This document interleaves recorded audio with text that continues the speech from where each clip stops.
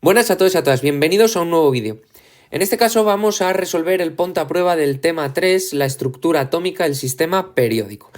Vamos con el primer ejercicio que nos dice que indique la configuración electrónica de los iones O2- y Na+, y que la represente de las dos formas posibles. Bueno, pues primero vamos con el O2, el O2-. Vamos a representar su configuración electrónica y para ello necesitamos saber cuántos electrones tiene. Bueno, el número atómico del oxígeno es 8. Este ion, como tiene carga dos veces negativo, eso quiere decir que el número de electrones va a ser igual a 8 menos la carga. Como la carga es menos 2, 8 más 2, 10.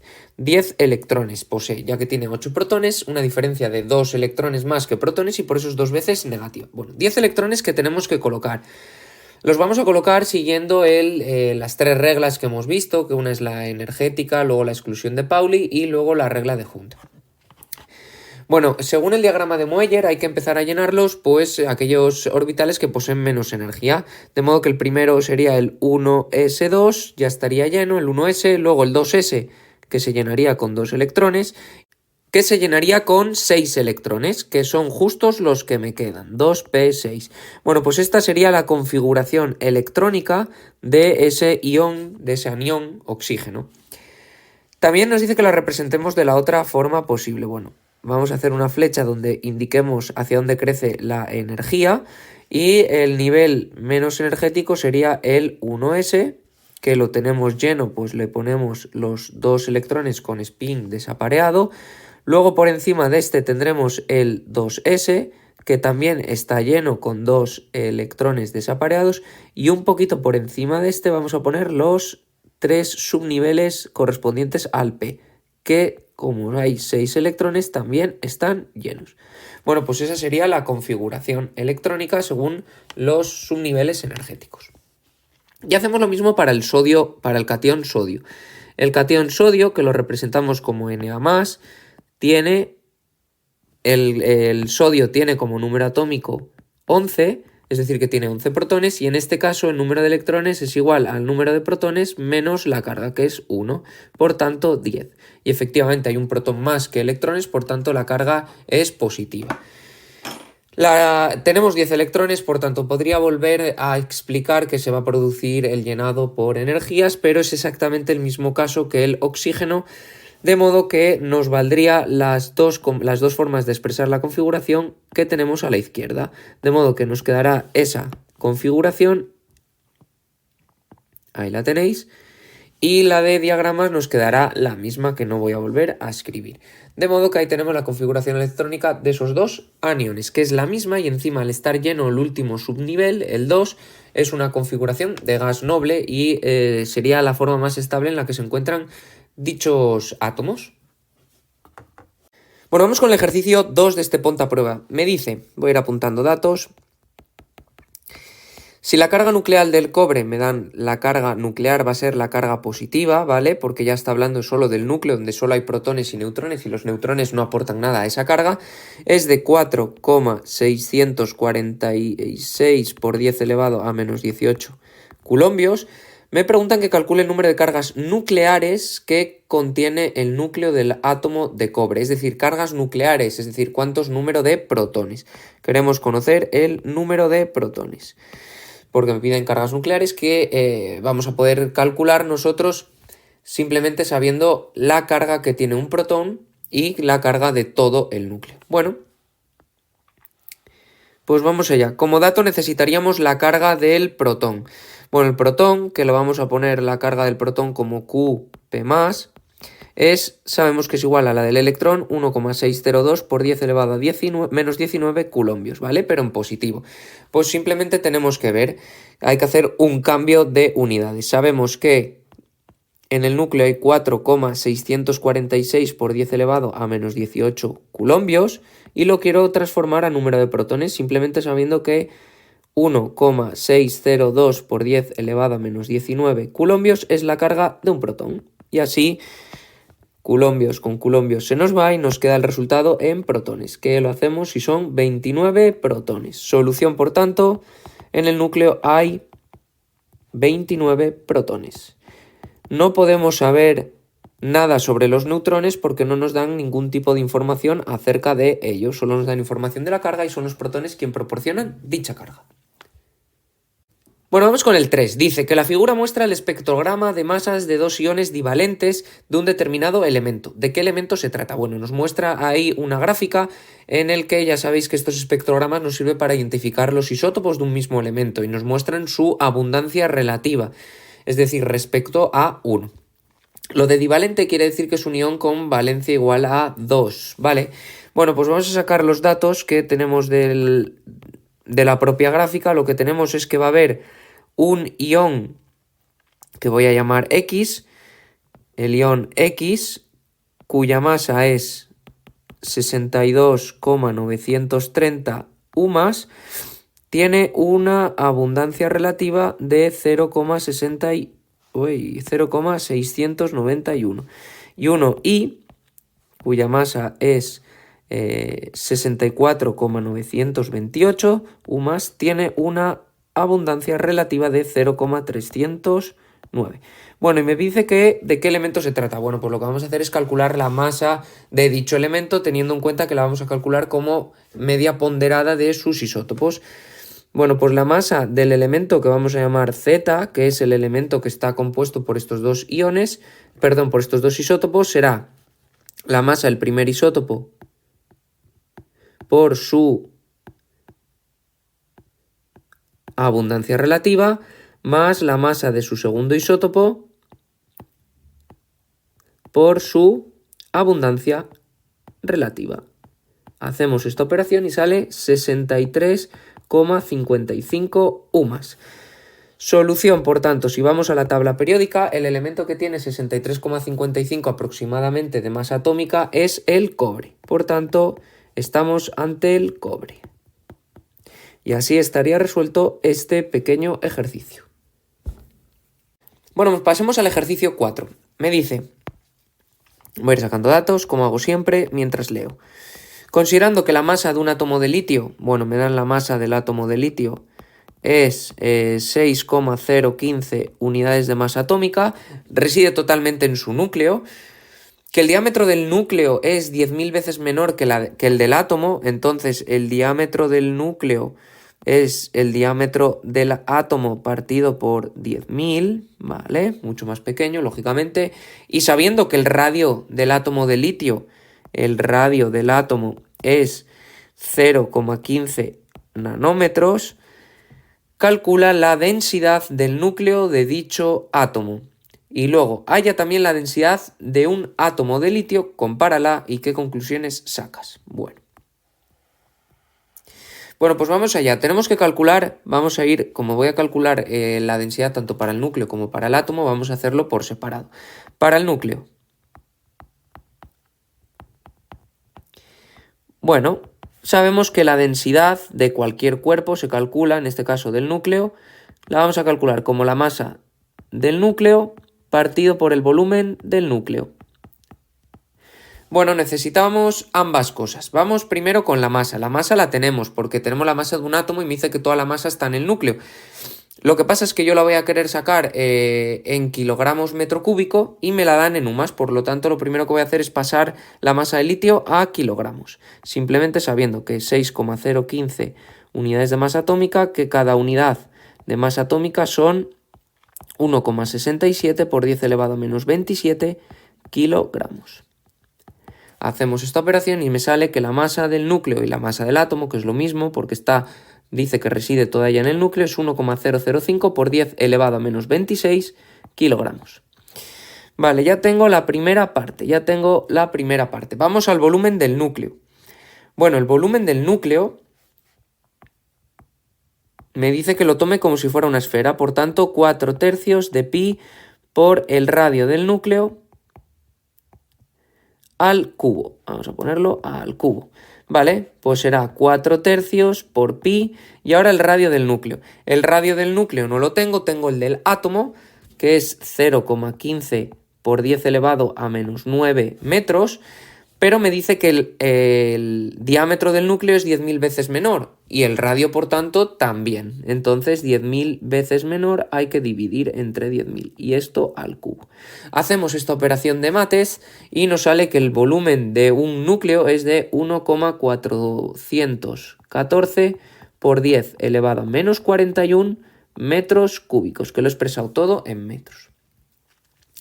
De modo que me llevo estos resultados arriba y la masa del núcleo era 1,005 por 10 elevado a menos 26, el volumen 1,414 por 10 elevado a menos 41 y me da una densidad de 7,109 por 10 elevado a 11, perdón, a 11 no, a 14 kilogramos metro cúbico. Perfecto, lo tenemos por ahí. Si queréis, bueno, os la voy a expresar también en gramos por centímetro cúbico, que es una unidad que se utiliza mucho, simplemente habría que multiplicar por 1000. Entonces nos queda 7,109 por 10 elevado a 11, dividir entre 1000 gramos centímetro cúbico. Dividiendo entre 1000 lo tenemos. Bueno, vamos a subrayar este resultado. Bueno, pues esta es la densidad del núcleo. Es una densidad altísima. Para que os hagáis una idea, la densidad del agua es de unos 1000 kilogramos por metro cúbico. Bueno, pues esta es 10 órdenes de magnitud por encima, es enorme. Bueno, y eso es que en el núcleo se concentra toda la masa en un espacio muy pequeño. Ahora vamos a ver para el átomo. Para el átomo nos valen todos los cálculos, pero va a cambiar su volumen. Por tanto, la densidad del átomo será la masa del átomo partido por el volumen del átomo. La masa del átomo ya la tenemos porque es la misma que la que hay en el núcleo, ya que ha dicho que toda la masa está en el núcleo. Vamos a calcular ahora el volumen para un átomo de helio, como 4 tercios por pi por el radio atómico al cubo. En este caso el radio atómico es el que nos da el problema, 0,15 por 10 elevado a menos 9, ya que son nanómetros al cubo. Y esto nos sale un volumen de 1,414 por 10 elevado a menos 29 metros cúbicos. Ya podéis ver la gran diferencia con respecto al volumen del núcleo. Por eso se dice que el átomo está prácticamente vacío. Vámonos arriba. La masa es 1,005 por 10 elevado a menos 26. El volumen 1,414 por 10 elevado a menos 29. Y nos sale una densidad de 710,9 kilogramos metro cúbico, que pasado a gramos centímetro cúbico, que hay que dividir entre 1000, será 0,711 gramos partido centímetro cúbico. Ya podéis ver la gran diferencia que hay entre una y otra. Prácticamente son unos 10 órdenes de magnitud, 11 órdenes de magnitud. Bueno, esto es porque... Bueno, ¿qué conclusiones podemos sacar de ello? Bueno, pues que como la masa se concentra prácticamente en el núcleo y además el átomo ya sabemos que es un tipo de materia que está prácticamente vacía, ya que hay mucho hueco entre el núcleo y los electrones, pues hay una gran diferencia entre la densidad del núcleo, que es muy denso, ya que se encuentra en un espacio comprimido, en un espacio muy pequeño, y es donde están los protones y neutrones, y por tanto toda la masa del núcleo, mientras que la densidad del átomo pues es relativamente más pequeña, ya que pues ocupa un gran volumen con respecto a la masa que posee. Bueno, vamos con el ejercicio 5 de este ponte a prueba del tema 3 de primero de bachillerato. Me dice que sabemos que un átomo de azufre, y me dan la masa de dicho átomo de azufre, vamos a ponerla en datos. Me dicen que la masa del azufre, es decir, masa del azufre, son 32,1 unidades de masa atómica. Presenta 3 isótopos. El más abundante en la naturaleza es el S32. Bueno, tenemos el S32, el azufre 32, cuya masa molar, cuya masa atómica pues será 32 UMAS. Seguido del S31, que se encuentra solo el 1% de las veces que aparece el S32. El otro isótopo es el S34, ¿vale? Calcula la abundancia de estos tres isótopos. Bueno, entonces a la abundancia del S32 le llamaremos X, a la del S31 le llamaré Y a la del S34 le llamaré Z. Tenemos que determinar esa X, Y y Z, esa abundancia, ¿vale? Que la vamos a calcular como abundancia relativa, es decir, respecto a 1. Muy bien. Bueno, pues para ello vamos a utilizar la definición o cómo se calcula la masa atómica de un cierto elemento a través de sus isótopos, que se calcula como la media ponderada de las masas de sus isótopos. Por tanto, para el caso del azufre tendremos que la masa de un átomo de azufre, que es 32,1, tendrá que ser la de uno de sus isótopos, que el del 32 por su abundancia, más otro de sus isótopos, el 31 por su abundancia, más el otro de los isótopos, 34 por su abundancia. Bueno, como podéis ver, ahí tenemos una ecuación con tres incógnitas, por tanto no se puede resolver. Tenemos que buscar por lo menos otras dos ecuaciones que relacionen dichas tres incógnitas para poder resolverlo. Lo otro que me dice el problema es que el S31, el azufre 31, se encuentra solo el 1% de las veces que aparece el S32. Es decir, que la abundancia del S31, que he llamado Y, será el 1% de las veces que aparece, es decir, de la abundancia del S32, o lo que es lo mismo, 0,01 por X. Bueno, ya tenemos otra relación. Nos falta otra. Bueno, pues la otra la sabemos fácil, y es que la abundancia de todos, la suma de la abundancia de todos sus isótopos ha de ser 1, es decir, que X más Y más Z ha de ser igual a 1.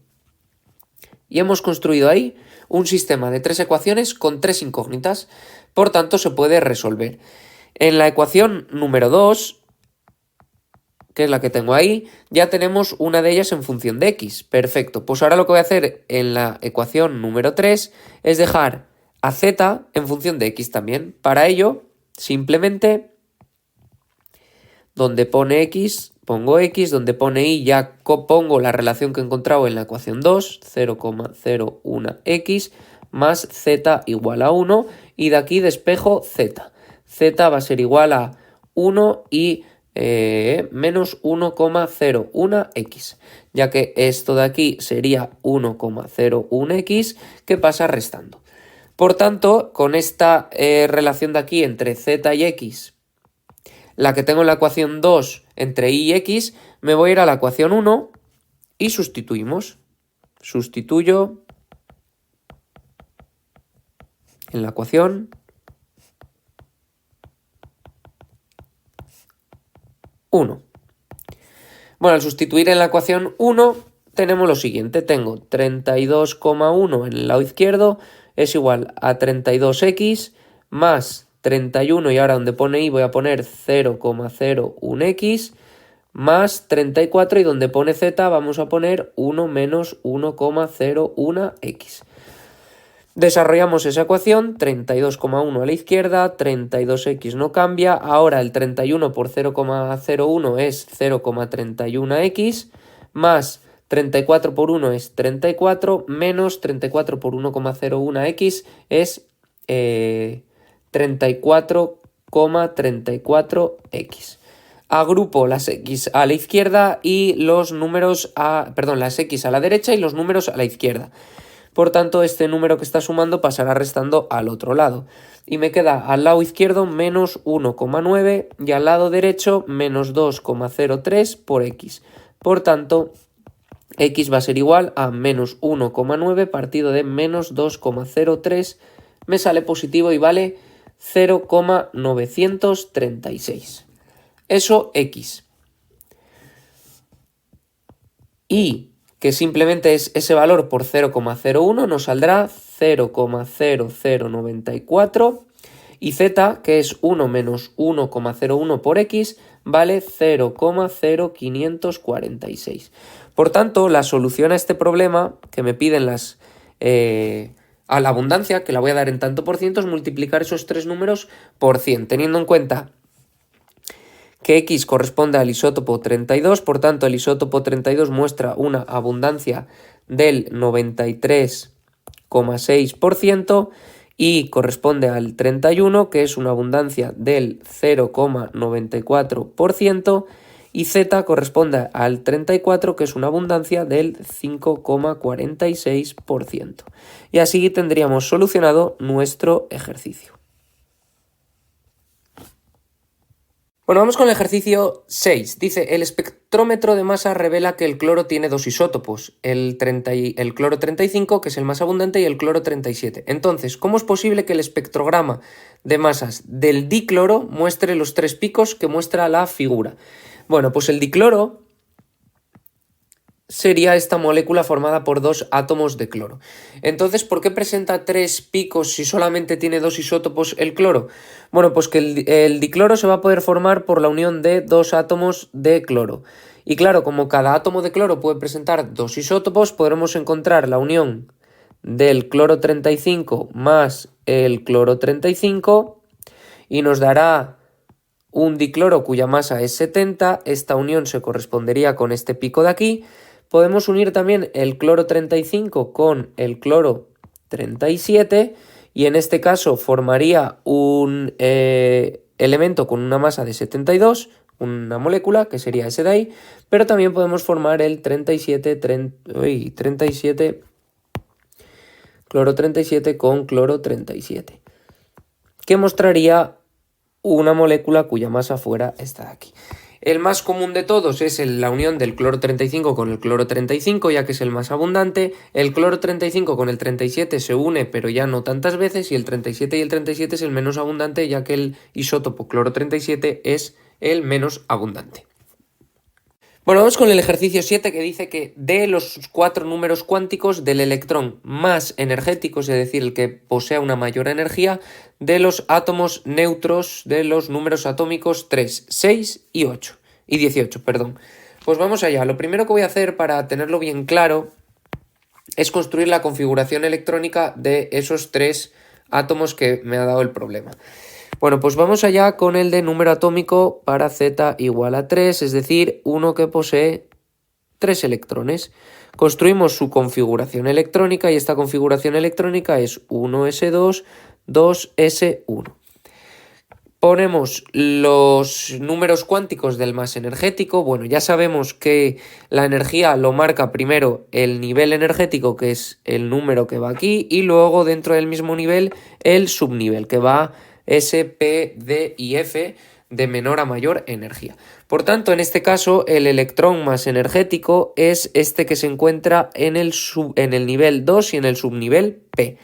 Por tanto, sus números cuánticos vienen a ser el N, que representa el nivel, está en el nivel 2, el L, que representa el subnivel o el tipo de orbital, es el orbital S, que corresponde con L igual a 0,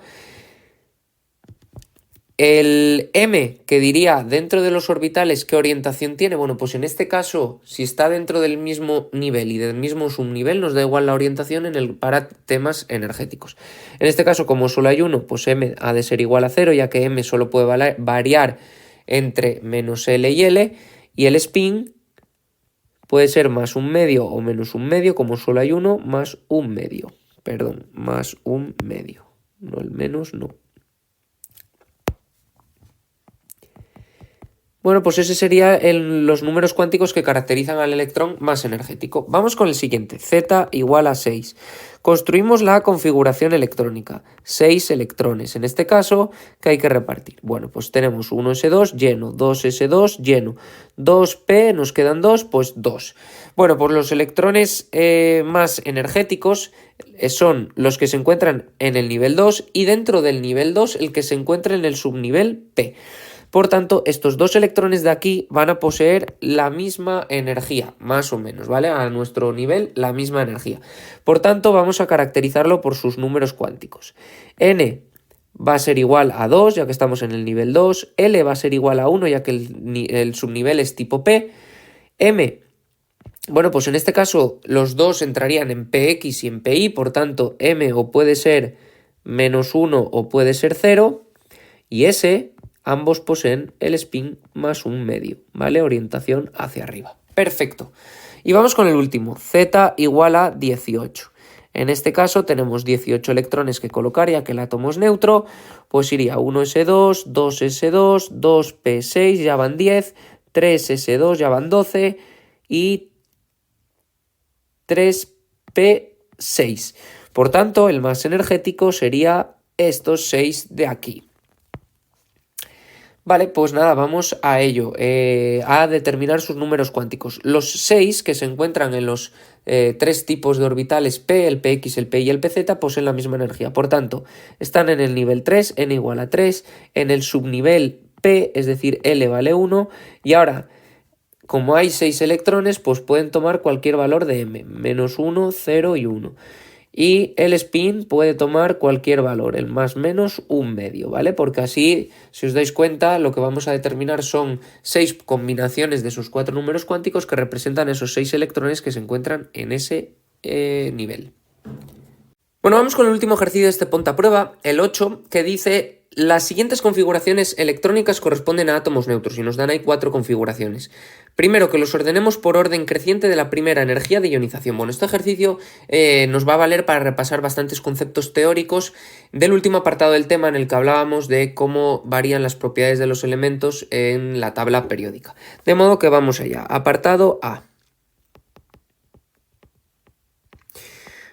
Bueno, lo primero que voy a hacer es identificar estos elementos. En el primero voy a ir despacio y los siguientes voy a ir mucho más rápido. El elemento A, si sumamos los electrones, son 2 y 2, 4 y 3, 7, presenta 7 electrones. Como es neutro, tiene 7 protones y esto quiere decir que su número atómico es 7. Si vamos a la tabla periódica, el que posee número atómico 7 es el nitrógeno. Para el B posee 2 y 2, 4 y 5, 9 electrones. Por tanto, su número atómico será 9 y estamos ante el flúor. Para el C, si sumamos los electrones, tenemos 12 electrones, por tanto, Z va a ser 12 y si vamos a la tabla periódica, corresponde al magnesio. Y finalmente, el apartado de la configuración electrónica D posee 11 electrones, por tanto, un número atómico igual a 11, y esto nos dice que es el sodio. Bueno, ya les tenemos identificado. Lo que me dice es que los ordene por orden creciente de la primera energía de ionización. Para poder ordenarlos por energía de ionización, lo que vamos a hacer es escribir cómo quedaría la configuración electrónica perdiendo un electrón. Porque recordemos que la energía de ionización es la energía necesaria para arrancar el electrón más externo a un átomo. Y la primera de ellas sería para arrancar el primero. Por tanto, en el primero nos quedaría en el A 1s2, 2s2, 2p2, porque estaríamos arrancando un electrón que está en el nivel 2 y dentro del nivel 2 en el subnivel P. Para el caso del B quedaría 1s2, 2s2, 2p4. Estaríamos arrancando un electrón del mismo nivel que antes y del mismo orbital que antes, pero nos costaría un poquito más porque el núcleo atómico posee más protones y ese electrón se ve mucho más atraído. Luego tenemos, para el caso del C, nos quedaría 1s2, 2s2, 2p6, 3s1. En este caso estaríamos arrancando un electrón de un nivel energético superior, es decir, más alejado del núcleo y por tanto que está menos atraído por dicho núcleo y por tanto nos costaría menos que en los otros casos anteriores. Y finalmente nos quedaría el 1s2, 2s2, 2p6. Arrancaríamos un electrón también del nivel 3, más alejado que los del nivel 2, y no solo eso, sino que este elemento, si le quitamos un electrón, conseguiría configuración de gas noble. Con esto que os acabo de explicar, nos quedaría la energía de ionización ordenada de la siguiente manera. El que más energía de ionización tiene y por tanto más nos cuesta arrancar el electrón es el B, ya que su electrón se encuentra en el nivel 2 y comparándolo con el otro elemento que tenemos del nivel 2, que es el elemento A, en este caso tenemos 9 protones en el núcleo y por tanto se vería más atraído. El siguiente es el A, ya que estamos arrancando un electrón del segundo nivel y el del C y en el D del tercer nivel. Luego tenemos al C, ya que entre el C y el D ambos estamos arrancando del mismo nivel, pero el C tiene un protón más y por tanto ese electrón estaría un poco más atraído y nos costaría un poquito más. Y finalmente tendríamos la energía de ionización del D, que digamos que nos cuesta muy poco, primero porque con respecto al C, ese protón que tiene de menos el D, el sodio, hace que esté menos atraído y encima porque adquiere configuración de gas noble. Vamos a pasar al apartado B. En el apartado B me dice que razone qué elementos de ellos tendrá la segunda energía de ionización más alta. ¿Vale? Es decir, ¿cuál de ellos nos va a costar más arrancarle un electrón? Bueno, pues nos tenemos que dar cuenta que ahora vamos a ver a partir de estas configuraciones electrónicas. ¿Cuál de estos últimos electrones costaría más arrancar? Bueno, el del C no costaría gran cosa porque encima adquiere configuración de gas noble y luego entre todos los demás que están dentro del mismo nivel, claramente es el elemento del que más nos costaría arrancarlo porque tiene configuración muy estable, configuración de gas noble. Por tanto, la mayor energía, segunda energía de ionización sería para el elemento D. Y esto es porque simplemente tiene, al haber quitado ya un electrón, posee configuración de gas noble y esa es la más estable que existe. Bueno, vamos con el apartado C. Me dice el C que señale el elemento más electronegativo. Recordemos que la electronegatividad es una propiedad que mide la tendencia que tiene uno de sus átomos, bueno, en este caso estos átomos, a atraer hacia sí el par de electrones del enlace con otro átomo. Por tanto, hay que buscar cuál de estos sería más capaz de incluir un electrón en su configuración. Y para ello lo primero que tengo que ver es que cuanto mayor sea el nivel, el electrón que atraen entraría en una capa mucho más externa al núcleo y por tanto se vería menos atraído. Por tanto, el C y el D no van a poder ser. Y luego entre el A y el B, el A, el electrón entraría en ambos casos en el nivel 2, pero el A tiene únicamente 7 protones, mientras que el B tiene 9 protones y por tanto ese electrón o digamos ese núcleo tiene un poder mayor de atracción hacia un electrón. Por tanto sería el elemento B. La explicación puede ser que simplemente al tener solo 2 capas y 7 electrones en la última capa manifiesta una gran atracción, ¿vale? Y encima si consigue atraer hacia él un electrón más conseguiría configuración de gas noble. Y el último, el apartado D, me dice que señala los elementos que presentan carácter metálico, indicando el mayor. Bueno, el carácter metálico se caracteriza por energías de ionización bajas y electronegatividades muy bajas. Y encima en la tabla periódica el carácter metálico crece hacia la izquierda y crece hacia abajo.